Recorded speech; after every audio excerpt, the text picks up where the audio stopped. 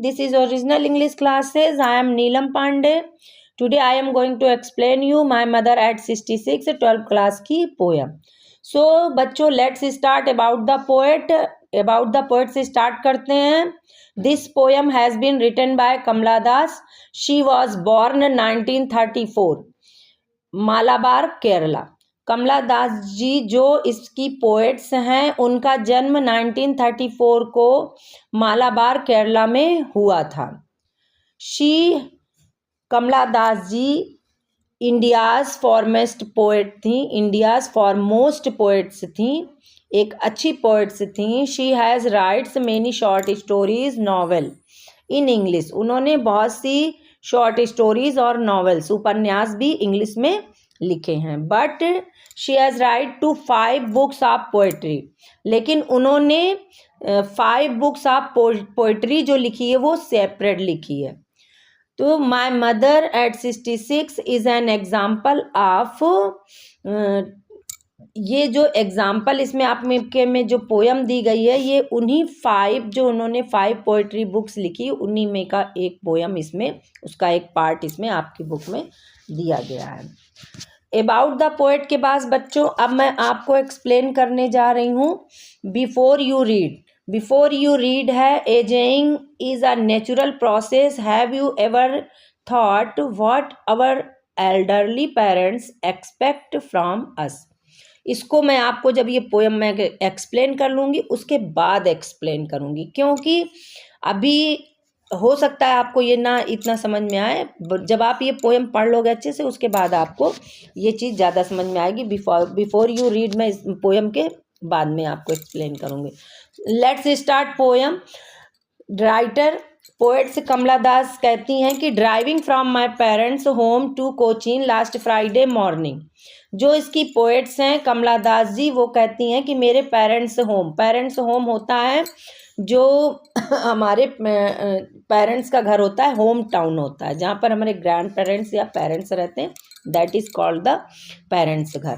तो driving from my parents home to Cochin last Friday morning, कह रही कि लास्ट फ्राइडे की बात है, पिछले शुक्रवार की बात है. मैं अपने माता पिता के घर से, पेरेंट्स के घर से कोचीन एयरपोर्ट के लिए कार चलाती हुई निकली. ड्राइविंग लिखा हुआ है ना स्टार्टिंग में, स्टार्टिंग मतलब ड्राइविंग मीन्स ड्राइविंग कार चलाती हुई मैं कोचीन एयरपोर्ट की ओर निकली, अपने घर से, अपने माता पिता के घर से.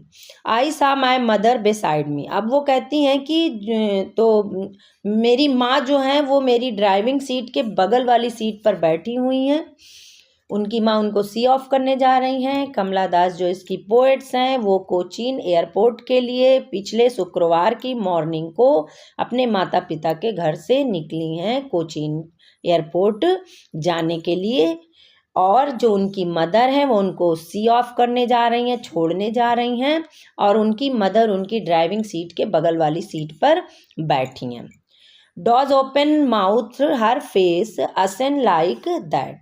अब वो कह रहे हैं कि जब मैंने नोटिस किया कि मेरी बगल वाली सीट पर मेरी मदर बैठी हैं, देन मैंने ये चीज़ नोटिस की कि doze open mouth, doze means होता है लाइट स्लीप, हल्का सा ऊँग जाना. ओपन माउथ मतलब मुंह खुल जाना. तो वो कह रही हैं कि हल्की स्लीप के कारण मेरी माँ ऊँगने लगी थी शीट पर बैठे, और उनका जो माउथ था वो थोड़ा सा ओपन हो गया था. हर फेस अशन लाइक दैट.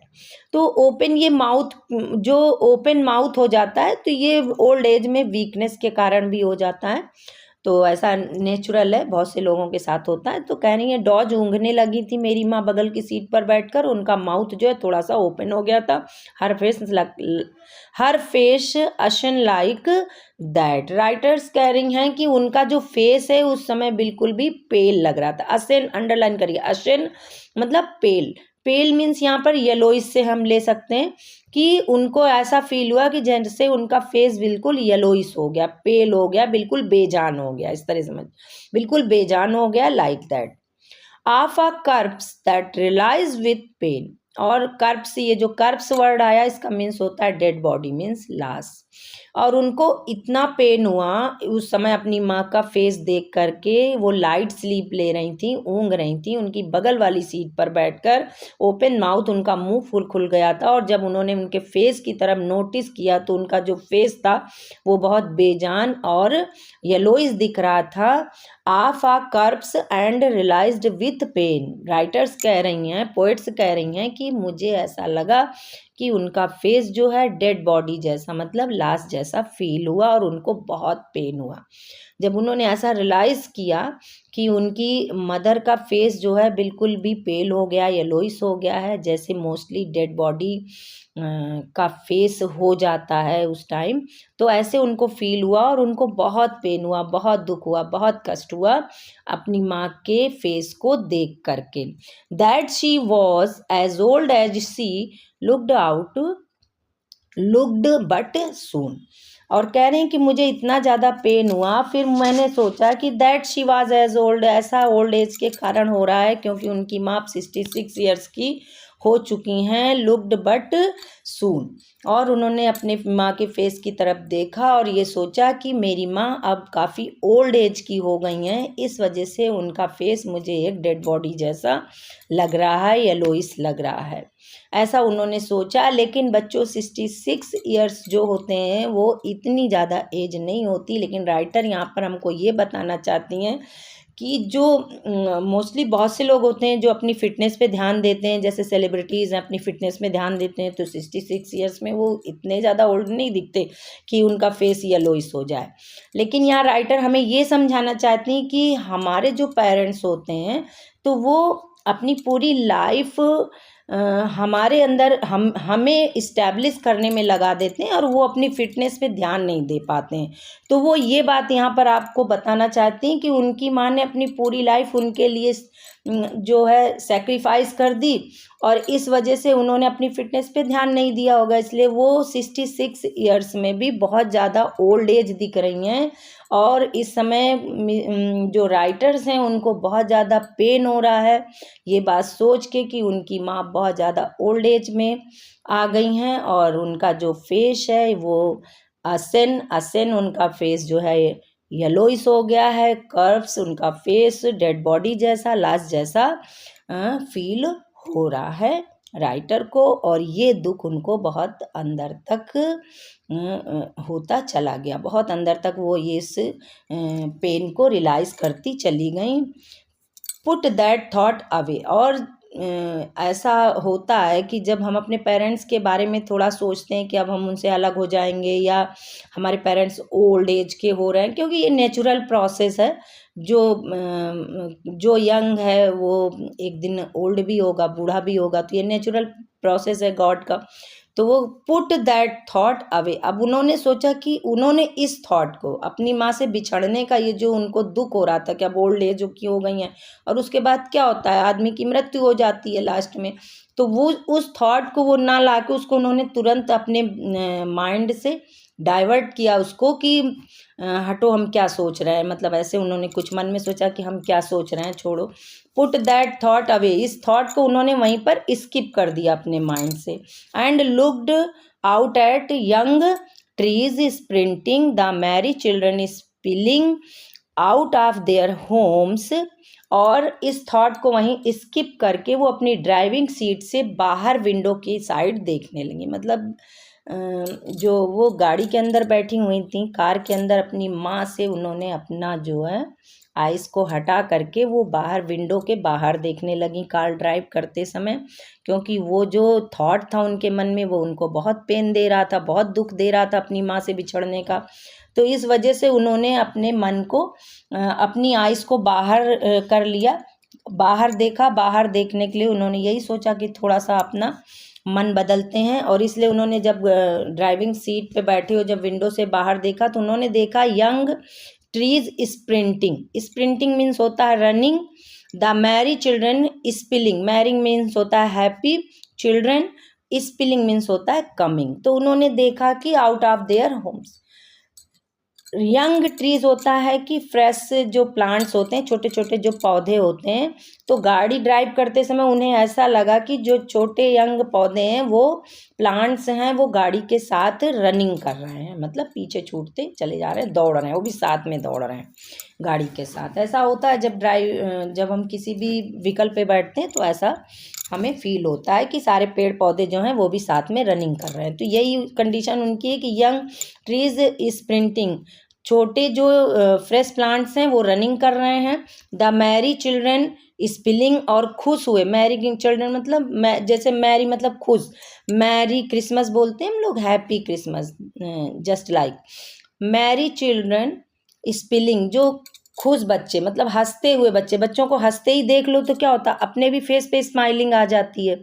तो यही उनके साथ भी हुआ। अंदर तो उन्हें इतना पेन हो रहा था, लेकिन जब उन्होंने हंसते हुए बच्चों को देखा तो उनका मन जो है अच्छा हो गया, उनका माइंड जो है वो फ्रेश हो गया। Spilling coming out of their, वो अपने घरों से हंसते हुए खेलते हुए बाहर निकल रहे थे। बट आफ्टर द एयरपोर्ट्स, और उसके बाद वो एयरपोर्ट्स पहुंच गई।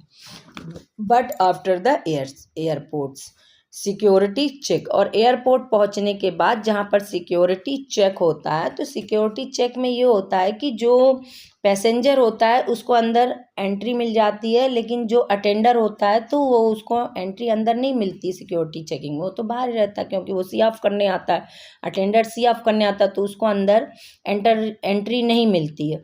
तो वो जो है अंदर हो गई और उनकी माँ जो है बाहर खड़ी रही। वो सिक्योरिटी चेकिंग के लिए अंदर आ गई, स्टैंडिंग अ फ्यू यार्ड्स, जैसे कि आप डायग्राम में देख रहे हो कि उनकी माँ थोड़ी यार्ड्स पे खड़ी हैं, कुछ इंच की दूरी पर खड़ी हुई हैं उनसे, और वो कहती हैं कि स्टैंडिंग अ फ्यू यार्ड, मेरी माँ मुझसे कुछ दूरी पर खड़ी थी और मैं सिक्योरिटी चेकिंग के लिए अंदर आ गई थी। यार्ड्स अवे, कुछ दूरी पर थे। I looked again at her wan, I looked again at her wan, तो उन्होंने देखा कि उनकी जो माँ है वो दोबारा उन्होंने अपनी माँ की फेस को देखा। एक बार तो उन्होंने अपने मन को किसी भी तरीके से, एक बार तो उन्होंने अपने मन को डाइवर्ट कर लिया, गाड़ी की विंडो सीट से बाहर वो देखने लगी और उनका मन जो है अच्छा हो गया। लेकिन सेकंड टाइम जब फिर वो सिक्योरिटी चेक के लिए अंदर गई तो उनकी माँ सामने खड़ी थी और फिर उनका जो आइज़ है वो अपनी माँ के ऊपर पहुंच गई और वो अगेन कह रही हैं कि आई लुक्ड अगेन मीन्स दोबारा, हर वन पेल, और दोबारा मैंने फिर उनके फेस को देखा, अपनी माँ को के फेस को दोबारा, फिर उनकी नज़र उसी पे पड़ गई, आइज़ उनके फेस पे पड़ गई। तो यहाँ पर ये जो वन वर्ड है, तो वन जो है ये वीक ही लेंगे, वीक और पेल। कह रही जब सेकंड टाइम मैंने दोबारा अपनी माँ के फेस की तरफ देखा तो वही वीकनेस, वही येलोइस और उसी तरह का सेम फेस था, कोई भी उसमें चेंज नहीं आया था जैसा कि उन्होंने ड्राइविंग करते समय उनको देखा था। As a late winter's moon and felt that, तब उन्हें अपनी माँ का फेस, विंटर्स मून यहाँ बताया गया, विंटर मून से यहाँ पे हम ऐसे ले लेंगे नो ग्लो, कि यहाँ सिमिली यूज हुई है बच्चों, फिगर ऑफ स्पीच सिमिली।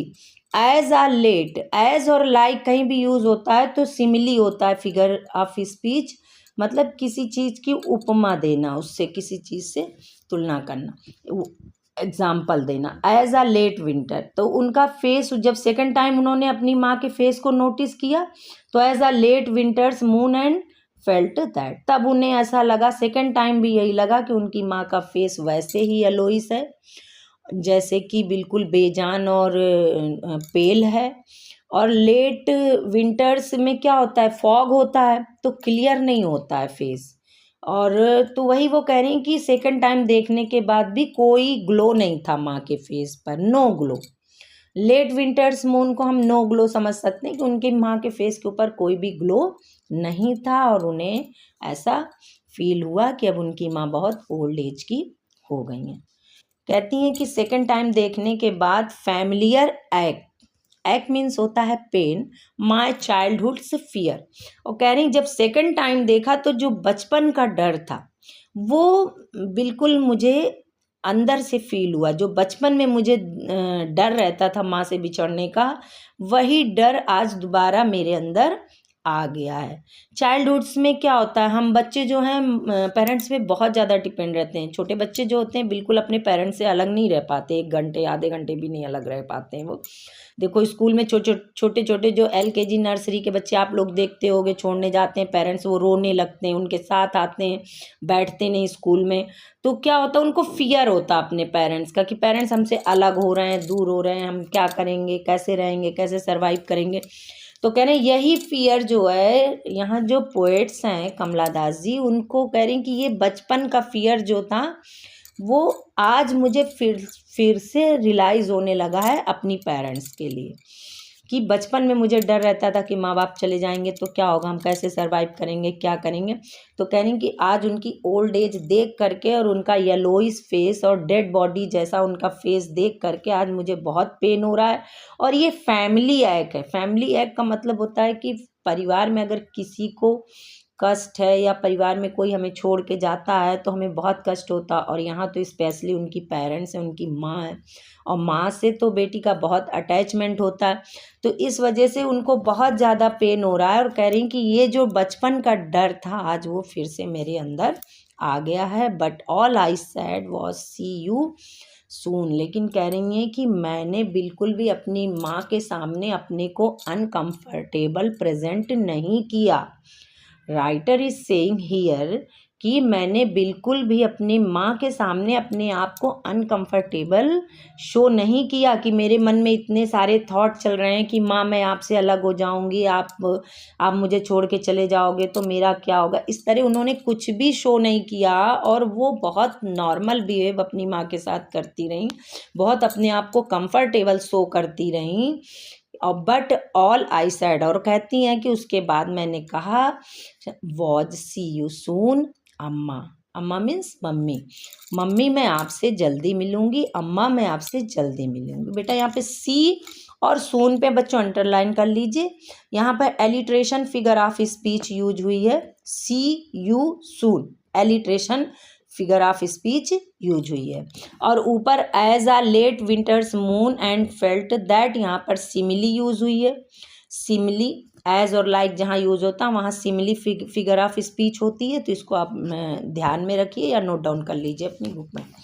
सो कहती हैं कि बहुत कंफर्टेबल अपने को प्रेजेंट करते हुए अपनी माँ के सामने मैंने उनसे कहा कि अम्मा हम जल्दी मिलेंगे, मैं जल्दी आऊँगी। All I did was smile and smile and smile. और कहती हैं कि मैं उनसे विदा लेते समय अंदर से तो बहुत दुखी थी वो, लेकिन ऊपर से बहुत ज़्यादा स्माइल कर रही थी ताकि उनकी माँ भी स्माइल करें। और वो अपनी माँ को चलते चलते खुश देखना चाहती थी और माँ के सामने ये भी प्रेजेंट करना चाहती थी कि उनकी बेटी भी बहुत खुश है, पोइट्स भी बहुत खुश हैं। तो ये जो राइटर्स हैं इन्होंने ये बताया कि हमारे जो पेरेंट्स होते हैं जब वो ओल्ड एज पे होते हैं तो हमें उन्हें खोने का फियर ज़्यादा होता है, जस्ट लाइक चाइल्डहुड, बिल्कुल बचपन की तरह। एक बार फिर से ऊपर से मैं रिवाइज करती हूँ बच्चों, आप ध्यान से देख लीजिए। Yards away looked again at her one. Writer is saying here कि सेकेंड टाइम जब मैंने अपनी माँ के फेस की तरफ नोटिस किया तो उनका फेस वैसे ही था जैसे कि उन्होंने पहले वाले पैराग्राफ में बताया है कि वैसे ही था, वीक, बेजान और पेल, मतलब येलोइश फेस वैसे ही था। As a late winter's moon felt that old, जैसे कि ठंडियों की रात का चांद होता है जिसके ऊपर फॉग होता है, नो ग्लो, क्लियर नहीं होता है, नो ग्लो था उनके फेस के ऊपर, कोई ग्लो नहीं था। और this was the familiar egg, और देखने के बाद ये जो पारिवारिक दर्द होता है, अपनों के वो खोने का जो दुख होता है, माई चाइल्डहुड फियर, जो मेरे बचपन का डर था वो फिर से एक बार मेरे सामने आ चुका था। But all I said was see you soon. उसके बाद भी उन्होंने अपने को बहुत कंफर्टेबल प्रेजेंट किया अपनी माँ के सामने, बिल्कुल भी शो नहीं किया कि वो अनकंफर्टेबल हैं या उन्हें इतनी सारी वरीड हैं अपनी माँ के बारे में, इतनी सारी चिंताएं हो रही हैं कि उनकी माँ ओल्ड एज की हो रही हैं, 66 ईयर्स की हो गई हैं और उनके फेस पे येलोइस और उनका फेस जो है अशन की तरह हो गया है, बिल्कुल कॉर्प्स की तरह हो गया, डेड बॉडी की तरह हो गया है। तो बिल्कुल भी मन में इतनी सारी बातें चल रही थी, लेकिन उन्होंने अपनी माँ के सामने कुछ भी प्रेजेंट नहीं होने दिया और बहुत हंसते हुए उन्होंने अपनी माँ से विदा लिया। I said was see you soon अम्मा, मैं अम्मा आपसे जल्दी मिलूँगी, जल्दी आकर के मिलती हूँ। All I did was smile and smile and smile. और उसके बाद वो हंसती रहीं हंसती रहीं हंसती रहीं। यहाँ पर जो ऊपर मैंने आपको बताया है बच्चों, एलिट्रेशन यूज़ हुआ है, फिगर ऑफ स्पीच ऊपर बताई, और नीचे जो है रेपिटेशन है। नीचे जो स्माइल एंड स्माइल दो चीज़ें जब एक सेम चीज़ें आती हैं, जब स्माइल स्माइल मतलब एक ही वर्ड जब 2 टाइम्स आता है तो वहाँ पर रेपिटेशन फिगर ऑफ स्पीच होती है, रेपिटेशन फिगर ऑफ स्पीच होती है। तो आपको ये पोयम अच्छे समझ में आई होगी। अब मैंने आपको बताया था कि बिफोर यू रीड मैं आपको बाद में एक्सप्लेन करूँगी, तो ये एक्सप्लेन करने जा रही हूँ बच्चों, ध्यान से देखो। बिफोर यू रीड में है कि एजिंग इन अ नेचुरल प्रोसेस, हमारी जो एज है, जैसे आज हम बच्चे हैं तो कल हम यंग होंगे, टीनेजर होंगे, और जब टीनेजर होंगे उसके बाद यंग होंगे, यंग होने के बाद फिर हम ओल्ड एज पर पहुंच जाएंगे, और ओल्ड एज के बाद क्या होगा, हमारी डेड होगी, हम मर जाएंगे। तो ये जो है ये नेचुरल प्रोसेस है, ये सबके साथ होता है, ये गॉड ने बनाया इसको, इस प्रोसेस को। तो ageing is a natural process. जो हमारी ओल्ड एज होती है ये एक ईश्वर द्वारा रची हुई चीज़ है। Have you ever thought what our elderly parents expect from us, क्या आप समझते हो कि आपके पेरेंट्स आपसे क्या एक्सपेक्टेशन रखते हैं, ये पूछा जा रहा है इसमें। तो पूरी पोयम आपने पढ़ ली, आपने देखा कि writer is saying this poem, writer ने इस पोयम में कहा है कि उनको अपनी पेरेंट्स को खोने का जो फियर है वो बहुत ज़्यादा पेन देता है। तो यहाँ पर यही ये बता रही हैं कि अब क्या होता है कि पेरेंट्स तो हमारी केयर बहुत अच्छे से कर लेते हैं, लेकिन जब हमारे पेरेंट्स ओल्ड एज पर पहुंचते हैं, क्योंकि तो प्रोसेस है सबके